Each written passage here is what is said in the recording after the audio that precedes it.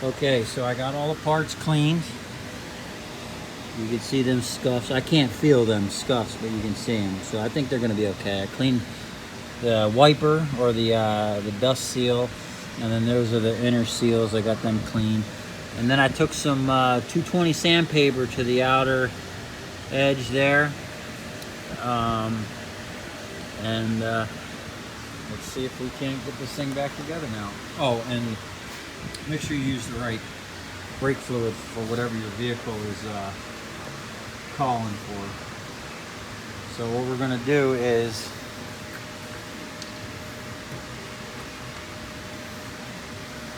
we're going to dump some down in there. Okay. And we're pretty much going to use that to lube everything up, you know, the seals and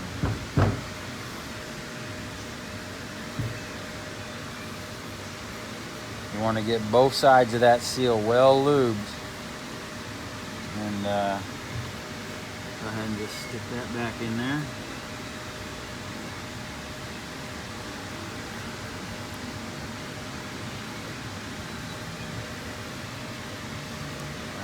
Sometimes these seals can be funny. It almost felt like one side was thicker than the other. But we're gonna go ahead and get that thoroughly lubed up.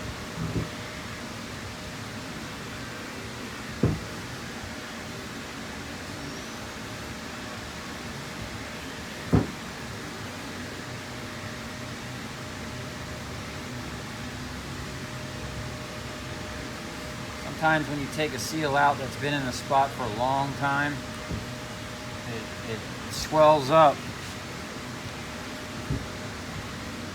Okay, so that seems like it's going in nice. I'm going to lube the inside of this up a little bit. And there's a little groove there that sits in. Make sure it gets back in there nice.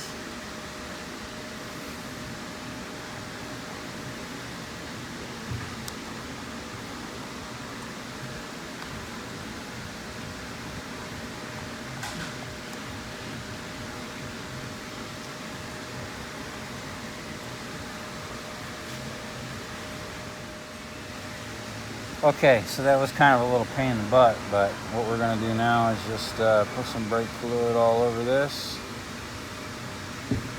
Get it nice and lubed up.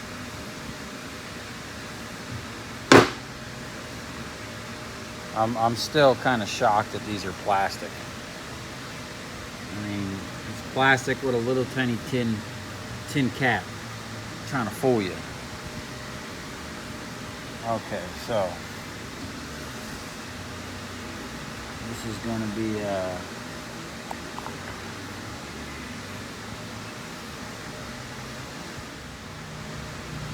okay, so I got one piston back in, and it was pretty difficult. Basically what I had to do is pinch the seal. Basically, I pulled it out, pinched it on there, and then used the thing to get it around, but it was very difficult. So what we're going to do here is we're going to try to use air. That's why I got this one sealed down so it don't come out. Basically, we're just going to put air here and blow that seal out. See if we can get a good angle on that.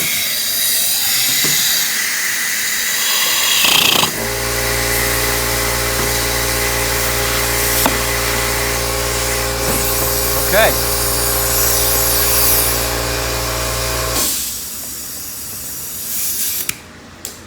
That worked pretty good. And what we're going to do is try to get that in there. You always try to get it as straight as possible. You don't want to mess that seal up. And we're going to see if we can't push it back. Now they make a brake tool. I never got one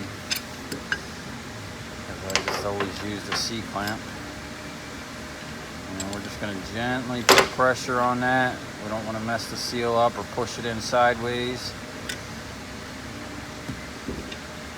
And nope.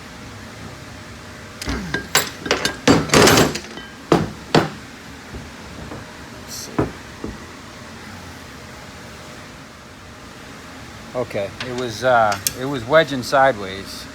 So what I did is I just moved the clamp to one side, and now as you can see, it's moving right in, pretty much with ease. So now we just got to worry about getting the seal to pull back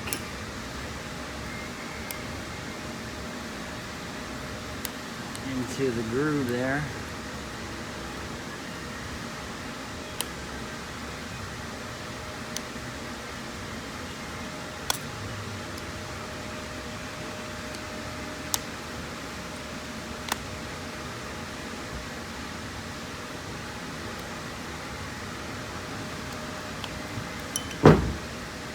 And yeah, that looks good. So we're just going to go ahead and finish pushing that all the way back.